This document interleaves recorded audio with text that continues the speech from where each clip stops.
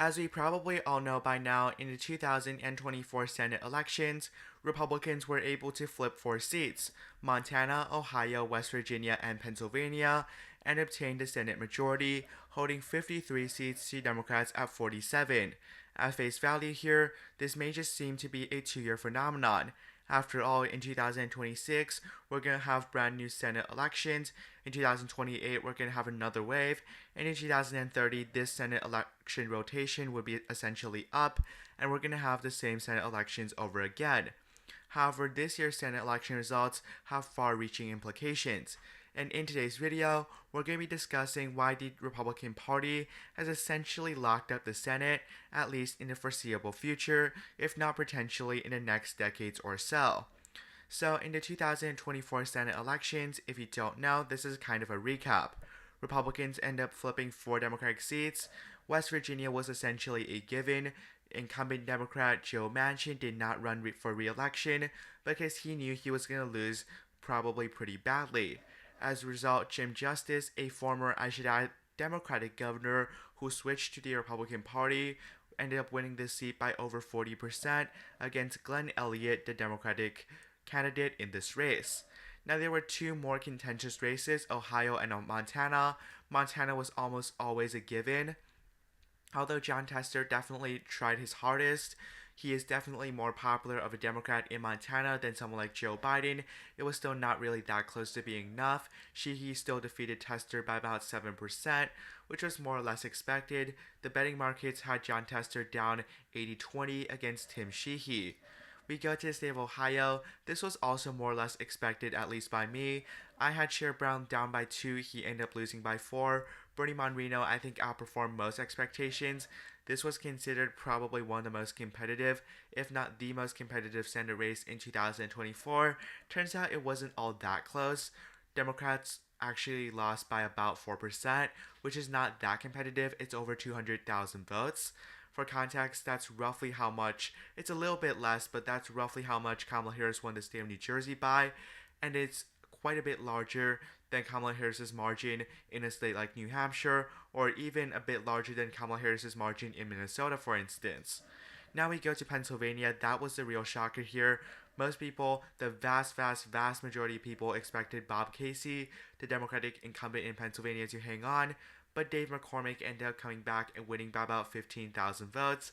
This was a very tight state.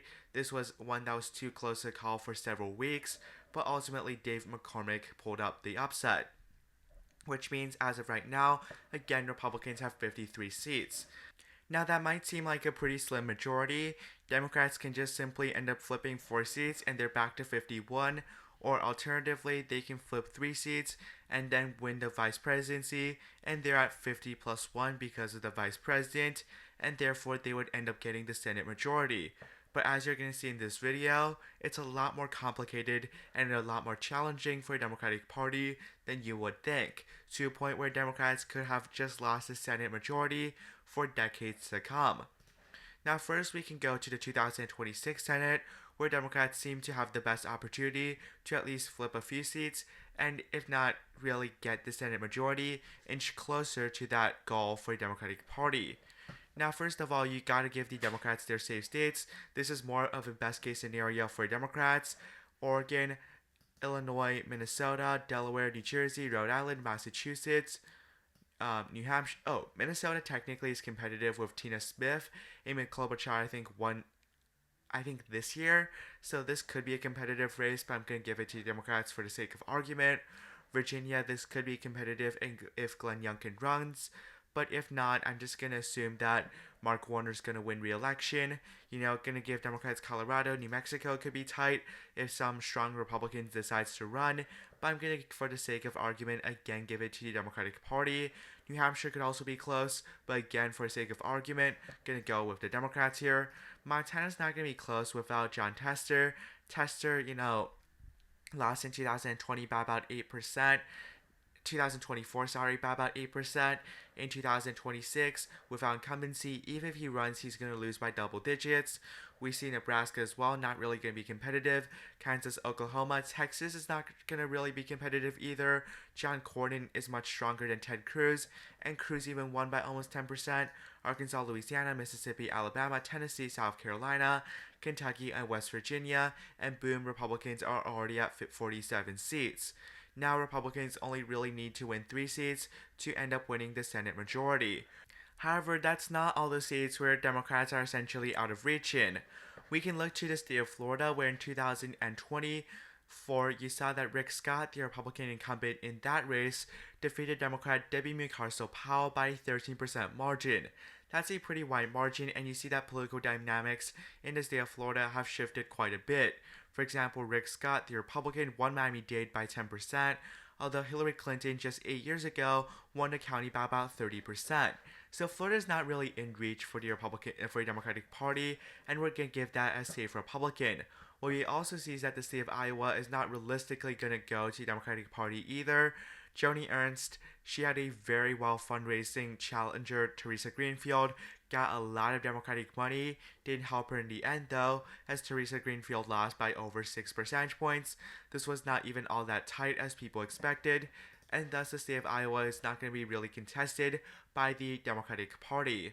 What you see now is that the Republican Party is at 49 Senate seats, which means that because they have the VP, J.D. Vance, breaking any and all potential ties, if Democrats can simply, lose 1 seat, Republicans pick up one of these 6 seats, they've already locked in the Senate majority in 2026.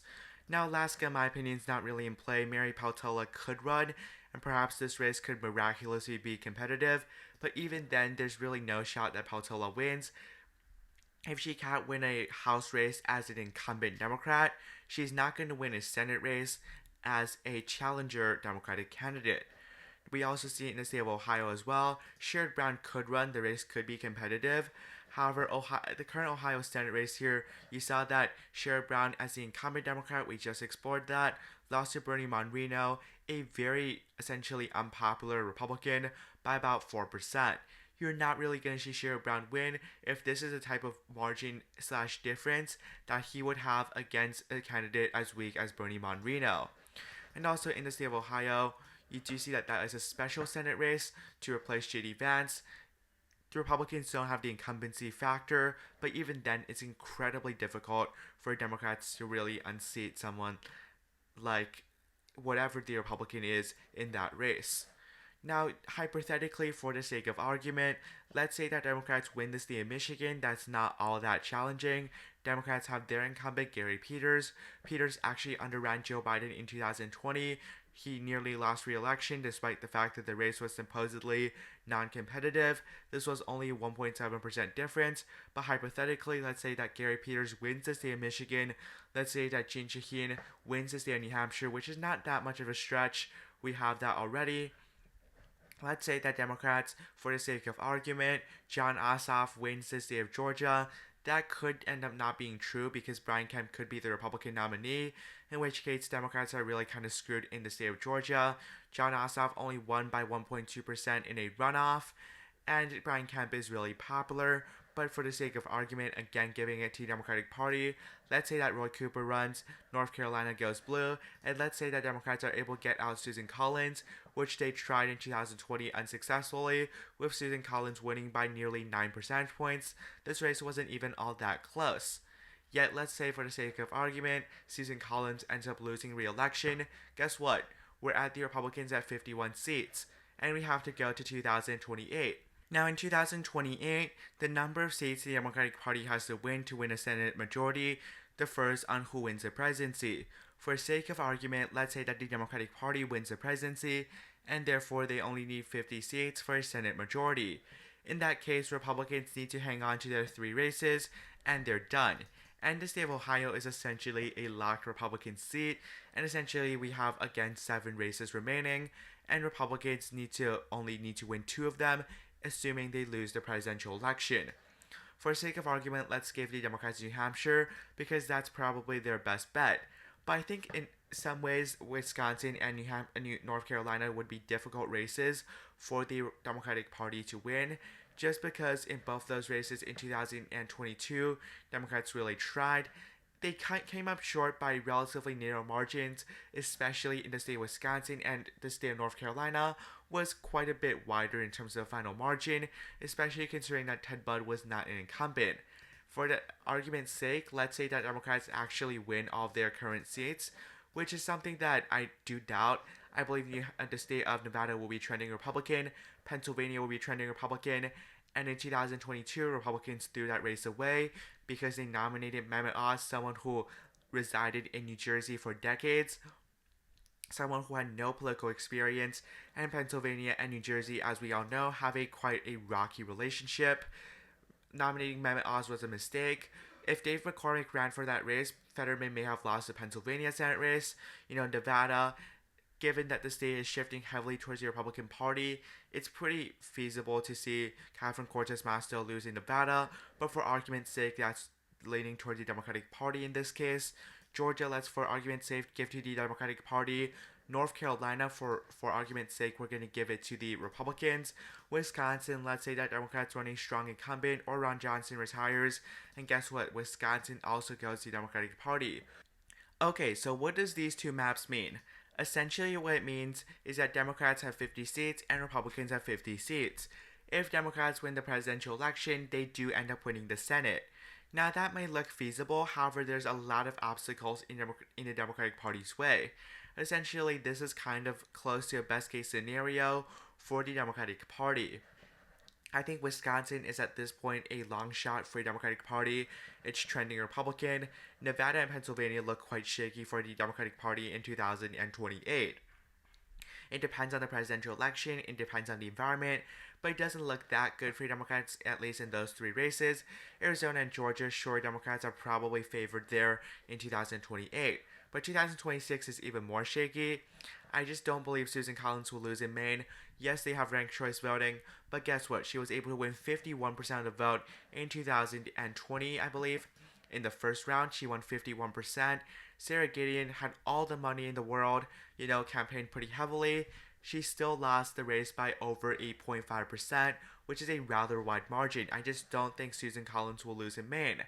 Similarly, I believe that, Georgia and North Carolina, probably one of the two races will go Republican, the other one will go Democratic. I'm thinking Georgia Republican, North Carolina Democratic.